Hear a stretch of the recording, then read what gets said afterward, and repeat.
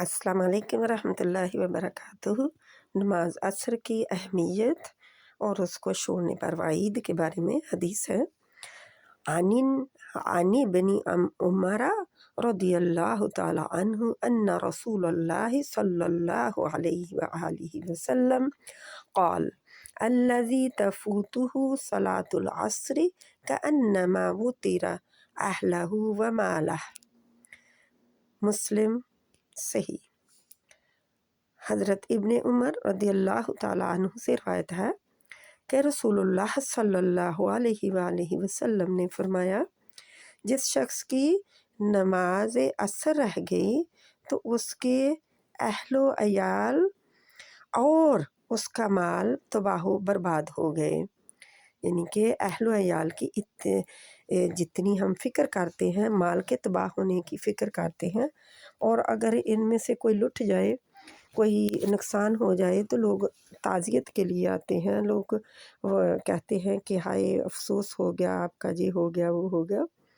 लेकिन जब नमाज असर किसी की जाती रहती है तो कोई अफ़सोस नहीं करता, कोई उसकी तरफ उसकी ताज़ियत के लिए नहीं आता, कोई ज़ाहिर नहीं करता कि आपने बहुत बड़ा गुनाह का काम किया है, बहुत बड़ा लॉस्ट है आपके लिए।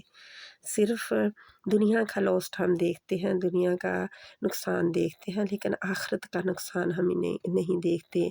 इस नमाज को दरमियानी नमाज भी कहा गया है। ये नमाज इतनी अहमियत वाली नमाज है, और क्योंकि ये मसरूफ़ वक्त होता है तो इस वक्त में नमाज जो आती है उसकी भी अहमियत ज़्यादा दिलाई गई है कि गोया कि उसका सब कुछ बर्बाद हो गया, सब कुछ लुट गया, ख़त्म। एक असर की नमाज छूट गई जिसकी, और हम बहुत आसानी के साथ नमाज कहते हैं कज़ाया करके पढ़ लेंगे, सारी नमाज़ें इकट्ठी पढ़ लेंगे। बाहर गए हैं, कहीं सफ़र पे हैं, कहीं शादी ब्याह में हैं, हाय हमारा मेकअप ख़राब हो जाएगा, हमारा ये हो जाएगा, हमारा वुदू नहीं है, बहाने 100। और फिर क्या हम करते हैं, इकट्ठी नमाज़ें सारी आके पढ़ लेते हैं, जहाँ वो भी पढ़ने की ज़हमत नहीं करते।